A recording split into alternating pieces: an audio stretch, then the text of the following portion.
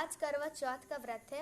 आज मैं मेरी मम्मी को करवा चौथ की कहानी सुना रही हूँ। आप लोगों को ये पसंद आए तो वीडियो को लाइक ज़रूर कीजिएगा और साथ में इसका आनंद भी लीजिए।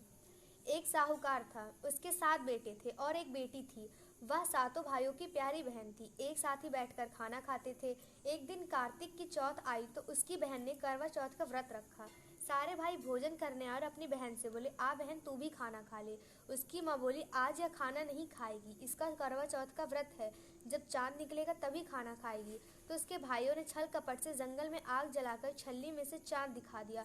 तो वह अपनी भाभीियों से बोली, चलो भाभी चांद निकल आया है, अर्घ दे लो। तो उसकी भाभी बोली, ये तो तेरा चांद निकल आया है, अर्घ तेरा चांद निकला है, हमारा तो रात को निकलेगा। यह सुनकर भाइयों के कहने से उसने चांद को अर्घ दे दिया और खाने बैठ गई। पहला टुकड़ा तोड़ बाल निकला, दूसरा टुकड़ा तोड़ा छींक मारी, तीसरा टुकड़ा तोड़ा तो राजा के घर से बुलावा आ गया कि राजा का लड़का बीमार है, जल्दी भेजो। माँ ने लड़की के पहनने के लिए 3 बार संदूक खोला, तीनों बार सफ़ेद कपड़े निकले।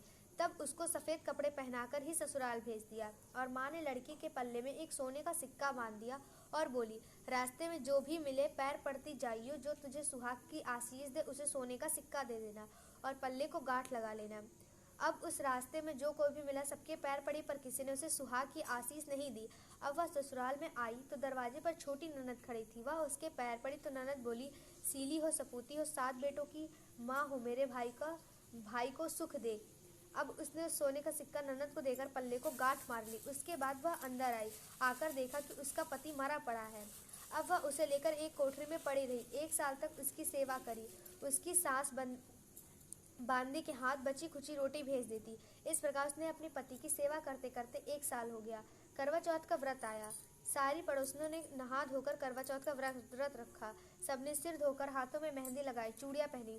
वह सब देखती रही। एक पड़ोसन बोली, तू भी करवा चौथ का व्रत कर ले। तब वह बोली, मैं कैसे करूं? तो वह बोली, चौथ माता की कृपा से सब ठीक हो जाएगा। उसके कहने से उसने भी व्रत रखा। थोड़ी देर के बाद करवे बेचने वाली आई। करवे ले लो, करवे ले लो, भाइयों की प्यारी करवे ले लो, एक करवे वाली मेरे को भी करवा दे जा। वह कहने लगी, मेरी दूसरी बहन आएगी तो तेरे को करवा देगी। दूसरी आई, करवे ले लो, करवे ले लो, भाइयों की प्यारी करवो ले लो, एक करवे वाली मेरे को भी करवा दे जा। तो वह बोली, अब तीसरी बहन आएगी तो तेरे को करवे देगी। इस तरह 5 बहन आकर चली गई, पर किसी ने भी करवे नहीं दिए। फिर छठी बहन आई और बोली, मेरी 7वीं बहन आएगी तो वह तुझे करवे देगी, बस तू सारे रास्ते में कांटे बिखेर कर रख देना। जब वह खूब चिल्लाती हुई आएगी तो उसके पैर में कांटा चुभ जाएगा। तब तू सुई लेकर बैठ जाना और उसके पैर पकड़कर छोड़ना मत और उसके पैर का कांटा निकाल देना, तो वह तेरे को आशीर्वाद देगी। भाई जियो, साईं जियो। जब वह तुझे आशीर्वाद देगी तो तू उससे करवे मांग लेना, तब वह तुझे करवे देकर जाएगी। फिर तू उजमन करना, जिससे तेरा पति अच्छा हो जाएगा। अब उसने वैसा ही किया। सारे रास्ते में कांटे बिछा दिए। जब वे करवे लेकर खूब चिल्लाती हुई आई तो उसके पैर में कांटा चुभ गया। उसने उसका पैर पकड़कर छोड़ा नहीं और उसका कांटा निकाल दिया।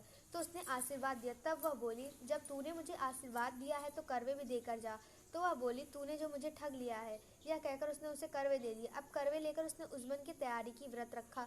राजा का लड़का ठीक हो गया और बोला, मैं बहुत सोया। वह बोली, सोई नहीं, 12 महीने हो गए तेरी सेवा करते करते। फिर उसने चौथ माता का उजमन अच्छी तरह से किया। अब उसने चौथ माता की कहानी सुनी और उजमन करा। अब वे दोनों चौपड़ खेलने लगे। इतने में उसकी बांदी तेल की पत्नी और गुड़ की डली लेकर आ गई। दोनों को खेलते देख सासू से जाकर बोली, महलों में खूब रौनक है, तेरी बहू चौपड़ सार खेल रही है। इतने सुनकर सासू देखने को आई। दोनों को देखकर बहुत खुशी हुई। बहू ने सासू के पैर दबाए और सासू बोली, बहू सच सच बता, तूने क्या किया?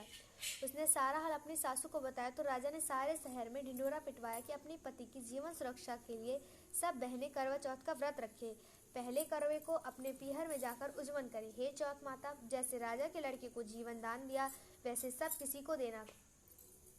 बोलो करवा चौथ माता की जय।